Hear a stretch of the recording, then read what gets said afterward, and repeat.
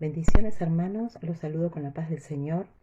Me presento para aquellos que no me conocen o están por primera vez viendo este video. Yo me presento, mi nombre es Isabel Vargas y me congrego en la Iglesia Cristiana Evangélica Casa de Restauración, que está en la calle Larrea 98, Monte Grande, partido de Esteban Echeverría, Buenos Aires. Y bueno, como lo hacen mis hermanos toda la semana, todas las semanas, desde que empezó esta pandemia, hoy traemos palabra para compartir con ustedes y bueno, hoy yo también traje una palabra de bendición para mi vida y para todos, ¿no? Los hijos de Dios, todos aquellos que escuchan la palabra de Dios, ¿no? Porque la palabra de Dios de por sí es de bendición para todos.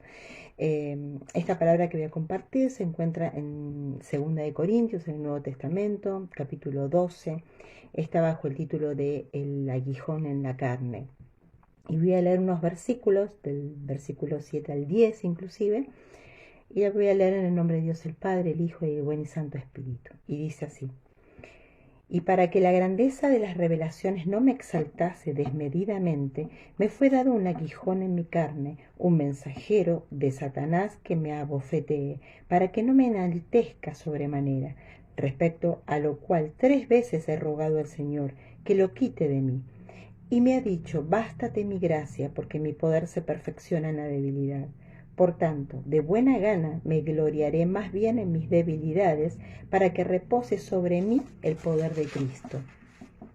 Por lo cual, por amor a Cristo, me gozo en las debilidades, en afrentas, en necesidades, en persecuciones, en angustias, porque cuando soy débil, entonces soy fuerte. Amén. Esta palabra es hermosa. Esta carta la escribió Pablo, ¿no? Y él habla de un aguijón. Y yo quiero empezar dando el significado de aguijón, un comentario que saqué de un diccionario bíblico y después lo voy a explicar y voy a relacionar con esta palabra, ¿no? Porque lo primero que llama la atención es esa palabra, aguijón, ¿no? Y aguijón en la carne del apóstol Pablo dice que es una palabra de origen griego. No voy a explicar toda la terminología, porque es muy difícil y para qué, ¿no? Es una palabra de origen griego, es un término de origen griego, y en esta palabra, por la manera de hablar, indica que se trataba de algo físico, doloroso y humillante. Se trataba también del efecto de un antagonismo satánico, permitido por Dios, y estos ¿para qué? Que dice en el versículo 7, ¿no? Están en el versículo 7, dice: y para que la grandeza de las revelaciones no me exaltase desmedidamente, dice en primer lugar. Y después dice: para que no me enaltezca sobremanera. ¿Y por qué dice esto el apóstol Pablo? El apóstol Pablo, acá en esta palabra, en este capítulo, él habla que él tendría de qué jactarse, ¿no? Porque él fue, por lo que cuenta, ¿no? En otra parte no se habla de esto, pero él dice que el Señor lo llevó hasta el tercer cielo, que recibió revelaciones de parte de Dios y que eso sería algo para jactarse, pero que él no se jacta de todas esas cosas, ¿no? De las revelaciones, de lo que Dios le mostró y lo que hizo con él, ¿no? Sino que él se gloria más en sus debilidades, dice, en sus debilidades, ¿no? Y comentan, y lo dice también en este versículo, ¿no? Que le fue dado un aguijón, dice, ¿para qué? Para que la grandeza de las revelaciones no me exaltase y para que no me enaltezca sobremanera, ¿no? Y estos verbos que aparecen acá, para qué, ¿no? Dice: para que no me enaltezca, para que no me exaltase, están en presente y da la idea de que esto, eh, este aguijón, ¿no? Daba como resultado un dolor constante, repetido, ¿no? Esa es la sensación que da, la forma en que lo está contando acá el apóstol Pablo, ¿no? Y la mayoría parte de los comentaristas concuerdan o coinciden, porque muchos decían, bueno, podría significar, no sé, en este caso decían una espina, ¿no? Otros le daban otro significado, pero la mayoría de los comentaristas coinciden en la traducción de esta palabra con el significado de espina, de espina. Y acá lo que importa, como dice también, ¿no? En este diccionario, dice, se destaca no el significado metafórico de la palabra, sino la agudeza del sufrimiento en sus efectos. Así que no importa si significa estaca o espina, lo importante acá no es el significado, sino el efecto que tenía en la vida de Pablo, en el cuerpo de Pablo, en su salud, ¿no? Y dice que es un efecto de sufrimiento, ¿no? De agudeza de sufrimiento. Por eso él en el versículo 8 dice, respecto a lo cual 3 veces he rogado al Señor que lo quite de mí. Él rogó para que le fuese quitado este aguijón, ¿no? Y yo lo llevaba a mi vida y a nuestras vidas, ¿no? Cuando llegamos al camino, llegamos lastimados, nos equivocamos y llegamos lastimados por las consecuencias de todo lo que hicimos mal, ¿no? De que vivimos mal, sin conocer realmente la palabra de Dios, mejor dicho, sin conocer a Dios, ¿no? De conocerlo a oídas, a veces creer que lo conocíamos y no lo fue así, no lo era así, ¿no? Y cuando habla de aguijón, por lo que comenta, por lo que él dice que es el aguijón, lo que le duele, ¿no? Esa espina constante que hace que él dependa constantemente de Dios y no se enaltezca, no sea orgulloso, ¿no? A eso se refiere, ¿no? Porque esto es lo que hacía, esta espina, este dolor que él sentía, yo digo espina, no el significado, pero en realidad este dolor, que no se sabe qué enfermedad tenía, si era ceguera, algunos dicen que era ceguera, otros decían que era un problema estomacal, no se sabe en realidad cuál era verdaderamente, cuál era ese aguijón, que él decía, lo identificaba con aguijón, ¿no? ¿Qué era lo que tenía en su cuerpo, esa enfermedad que tenía? Pero sí esa enfermedad hacía que él recurriera al Padre, ¿no? Clamara, buscara, dependiera de él, ¿no? Y, y esto hacía que buscara, que dependiera, como lo dije anteriormente, y también que no se exaltase, es decir, que no se vuelva orgulloso, porque uno cuando necesita, es decir, es muy difícil que se vuelva orgulloso, porque está necesitando, ¿no? Y esto me llevaba a mi vida y a nuestras vidas, ¿no? Por el significado de esta palabra. Como dije anteriormente, uno cuando llega lastimado, algo sufrió y viene con esa herida, no herida, con esa espina, ¿no? Esa espina que hace que cuando tenemos ese dolor y recurramos al Señor y busquemos, ¿no? Busquemos su amparo, busquemos esa fortaleza que estamos necesitando en nuestra debilidad, porque esa es una debilidad. Esa espina significa también una debilidad en nosotros, ¿no? Y yo digo, para entender un poco, ¿no? Lo que significa para mí en este caso, ¿no? Lo que yo sentí, ¿no? Cuando leí qué significaba aguijón y lo llevé a mi vida, por ejemplo, no sé, el que salió de las adicciones, hay una debilidad, hay algo, una amenaza, ¿no? Que si se siente tentado, y bueno, ahí tiene que recurrir al Padre para no desviarse, ¿no? No volver para atrás. Y porque si no nos pasara nada, estaríamos bien y no necesitaríamos de Dios, realmente no buscaríamos de Dios, ¿no? El que tiene un problema físico, una enfermedad, y hace que busque más de Dios realmente, porque es lo que nos pasa, hay que ser sinceros, tenemos que ser sinceros con nosotros mismos, ¿no? Dios ya lo sabe esto, pero a veces nos cuesta reconocer que esto nos lleva a buscar más de Dios, ¿no? Y es la verdad. A veces parecemos hijos del rigor, pero realmente es así. Si estuviese todo bien, correríamos el riesgo de, como dice acá la palabra, de exaltarnos desmedidamente, de enaltecernos y de perdernos inclusive del camino, ¿no? El que tuvo una pérdida también, ¿no? Cuando vienen esos recuerdos, cuando uno mira atrás, tengo que buscar al Señor, porque si no hallo consuelo en el Señor, otro no me va a poder entender ni me va a poder consolar el corazón, ¿no? Por una pérdida, mi corazón por una pérdida. Y así, ¿no? Y así sucesivamente. Cada uno trae una debilidad, ¿no? Hay una espina en uno que hace que recurramos constantemente al Señor, ¿no? Y es con este propósito, creo yo, ¿no? De no perdernos, de no volvernos orgullosos, ¿no? Pero el versículo 9 dice, y me ha dicho, porque él en el versículo 8, recordemos, dice, respecto a lo cual 3 veces he rogado al Señor que lo quite de mí. Versículo 9, y me ha dicho, bástate mi gracia, porque mi poder se perfecciona en la debilidad. Por tanto, de buena gana me gloriaré, más bien en mis debilidades, para que repose sobre mí el poder de Cristo. Él vio que en sus debilidades reposaba el poder de Cristo.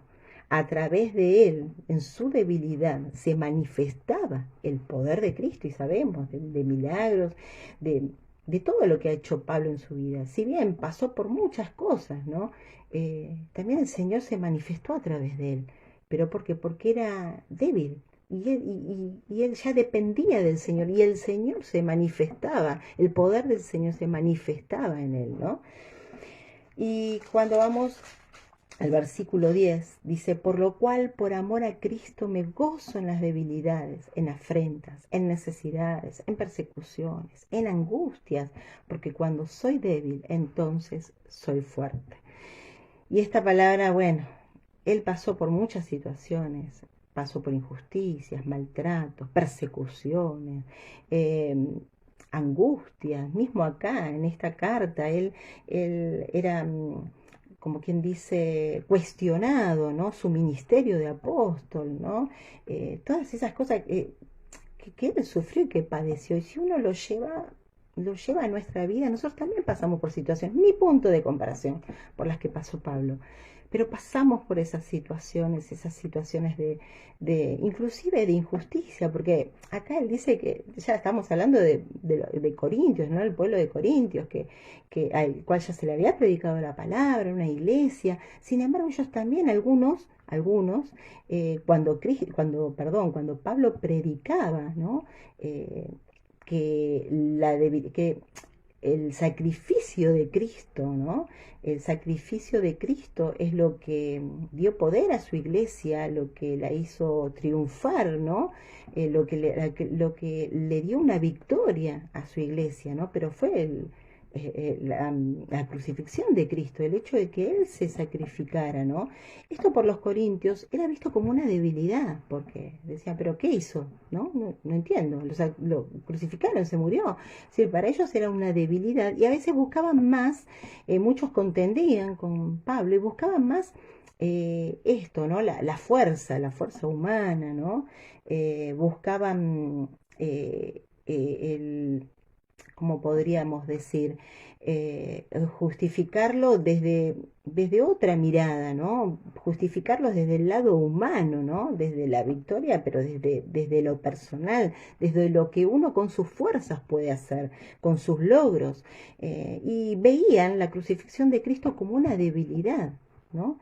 Y Pablo acá lo que hacía era precisamente predicar que la salvación y el poder de Dios se manifestó gracias a la crucifixión de Cristo, gracias a que Él se dio un sacrificio, a lo que para ellos era una debilidad, pero en realidad manifestaba el poder de Dios en su iglesia. Entonces acá Pablo pasó por muchas cosas, y a veces nosotros mismos, en nuestras mismas familias, somos cuestionados, ¿no? No nos entienden, y bueno, y pasamos por situaciones, ¿no? Ni punto de comparación, ¿no? Con lo que él pasó, pero también pasamos por situaciones de injusticia, de necesidades, de angustia, por cosas que nos pasan. Pero el mensaje que a mí me daba esta palabra, ¿qué es lo que dice Pablo acá? Dice, por lo cual, por amor a Cristo me gozo en las debilidades, en afrentas, en necesidades, en persecuciones, en angustias, porque cuando soy débil, entonces soy fuerte. Pero, ¿cómo soy fuerte? Y esto me llevaba a buscar más, ¿no? Porque uno dice, pero entonces soy fuerte, pero ¿cómo? No con mis fuerzas, no es con mis fuerzas. Y ahí está, ¿no? Ahí está, yo digo, la cuestión, ¿no? Y si uno va a la palabra, vamos a Romanos, capítulo 8, versículos 26 e inclusive hasta el 28, dice, y de igual manera el Espíritu nos ayuda en nuestra debilidad, pues ¿qué hemos de pedir como conviene? No lo sabemos, pero el Espíritu mismo intercede por nosotros con gemidos indecibles. Mas el que escudriña los corazones sabe cuál es la intención del Espíritu, porque conforme a la voluntad de Dios intercede por los santos. Y sigo un versículo más, aunque esté con un subtítulo, es el mismo capítulo. Y sabemos que a los que aman a Dios, todas las cosas les ayudan a bien. Esto es, a los que conforme a su propósito son llamados. Y esto me habla de que solos no podemos hacer esto, que nosotros con nuestras fuerzas no podemos hacer lo que queremos, ¿no? O superar todos los obstáculos o las dificultades en nuestras vidas. A mí esta palabra me dejaba dos puntos importantes. El primero es que que la importancia de reconocer que somos débiles y la importancia de reconocer cuál es nuestra debilidad y en esa dirección poder orar, ¿no? Y si vamos a la palabra, Pablo sabía, él se reconocía, se identificaba como débil, él reconocía que era débil e identificaba cuál era su debilidad y cuando identificaba su debilidad, ahí iba el Padre y ahí es cuando iba el Señor y oraba y pedía y clamaba y era Él el que le daba las fuerzas, ¿no? Esto me hablaba la palabra. Y el segundo punto me hablaba de que cuando no reconocemos que somos débiles, cuando no reconocemos nuestra debilidad, dónde está nuestra debilidad, y oramos como tenemos que orar, ahora voy a explicar con esta palabra que acabo de compartir, eso nos lleva al orgullo. Y ahí es donde Dios no responde nuestras oraciones, porque a Dios no le agrada lo que es orgulloso, ¿no? Entonces cuando nosotros queremos con nuestras fuerzas hacer las cosas, o pasar, o superar las situaciones que tenemos que pasar, superar, o pretender sacar ese aguijón, ¿no?, que tenemos ahí, con nuestras fuerzas, ahí es cuando vamos al orgullo y no nos sometemos a la autoridad de Dios. Mientras que cuando aceptamos nuestra debilidad, cuando, como dije anteriormente, asumimos que tenemos una debilidad y sabemos cuál es, ahí es cuando podemos vivenciar el poder de Dios en nuestra vida. Ahí es cuando realmente haciéndonos débiles, siendo realmente, no haciéndonos, siendo realmente débiles, reconociendo que somos débiles, humillándonos, porque eso sería la humildad, ¿no? Todo lo contrario de lo que dije anteriormente, ahí es cuando el Señor obra en nuestras vidas. Ahí es cuando nos hace fuerte. ¿Y cómo lo hace? De esta manera, como dice la palabra que acabo de compartir. Y de igual manera el Espíritu nos ayuda en nuestra debilidad. Él es el que nos ayuda en nuestra debilidad. El Señor nos dejó el Espíritu Santo, Él es nuestro paracleto, nuestro ayudador, nuestro consolador, el que es nuestro guía, el que nos orienta, el que nos instruye, nos capacita. De Él dependemos, Él también es Dios, de Él dependemos. Y acá dice esta palabra, ¿no? Pues qué hemos de pedir como conviene, no lo sabemos, pero el Espíritu mismo intercede por nosotros con gemidos indecibles. El Espíritu Santo en nuestra oración intercede, dice, con gemidos indecibles, más que el es que escudriña los corazones, que es Dios, que es nuestro Padre, sabe cuál es la intención del Espíritu, porque conforme a la voluntad de Dios intercede por los santos. Es decir, y hay otra palabra que lo dice también, ¿no? Al Espíritu Santo es el que conoce lo profundo de Dios. Él conoce, ¿no? Conoce la voluntad de Dios y la voluntad de Dios es buena, perfecta y agradable. Entonces, qué bueno que es que recurramos al Espíritu Santo en nuestras oraciones, cuando tenemos esos conflictos, cuando está ese aguijón, ¿no?, que está ahí perturbándonos, cuando pasamos por situaciones difíciles que nosotros con nuestras fuerzas no podemos controlar. Qué importante es pedir la ayuda del Espíritu Santo, que es el que intercede, es aquel que nos va a poner palabra en nuestras bocas, en nuestra oración, para que esa oración llegue a Dios y sea conforme a la voluntad de Dios. Y desde ya que la respuesta va a ser para bien nuestro. Y como dice en el versículo 28, y sabemos que los que aman a Dios, todas las cosas les ayudan a bien. Esto es, a los que conforme a su propósito son llamados. Entonces sabemos que esa respuesta, nos guste o no nos guste, va a responder a la voluntad de Dios. Y sabemos que si va a responder a la voluntad de Dios, va a ser para bien nuestro. Por más que en el momento no lo entendamos. Yo sé que con el tiempo, y me ha pasado, he entendido, sí, esto que no me gustó realmente, que me dolió mucho, y yo entendí la voluntad de Dios. Fue buena. fue agradable, fue perfecta, aunque a mí no me gustó, pero fue para mi bien, ¿no? Entonces, y para el bien de todos. Él mira, ¿no? Mira nuestros corazones, él, él quiere lo mejor para nosotros, ¿no? A veces somos nosotros que no nos alineamos a la voluntad de Dios. Y eso es lo que tenemos que hacer, buscar la voluntad de Dios. Y buscar la voluntad de Dios la hacemos solo a través del Espíritu Santo. Es la manera en la que tenemos de nosotros pasar por todas las situaciones que tengamos que pasar, pero salir triunfantes, ¿no? De cada situación, porque es el Espíritu Santo con su poder el que nos ayuda a pasar por esas situaciones y a tener la victoria. Dice que el poder que levantó a Jesucristo de los muertos es el mismo poder que vivifica nuestros cuerpos mortales. Y ese poder es el poder del Espíritu Santo. Fíjense qué poder, ¿no? Y a veces nosotros no recurrimos a Él como tenemos que recurrir, no buscamos de su ayuda para poder, eh, para poder pasar por todas las situaciones, para poder tener esa fuerza que nosotros no tenemos y para saber cuál es, que esto es lo más importante, cuál es la voluntad de Dios. A veces estamos pidiendo y estamos pidiendo mal porque no sabemos cuál es la voluntad de Dios. Y para eso yo tengo que tener comunión con Dios. Para eso yo tengo que buscarlo en oración, buscarlo con la palabra. Es decir, no digo que estemos todo el día, no, porque el Señor con un versículo me puede hablar todo el día. Es decir, es yo buscar el rostro de Dios y es ahí donde tenemos comunión con Él y es ahí donde el Espíritu Santo puede interceder por nosotros y puede ayudarnos en todo lo que necesitemos, ¿no? Esta palabra es hermosa, es una palabra que realmente a mí me habló mucho a mi vida.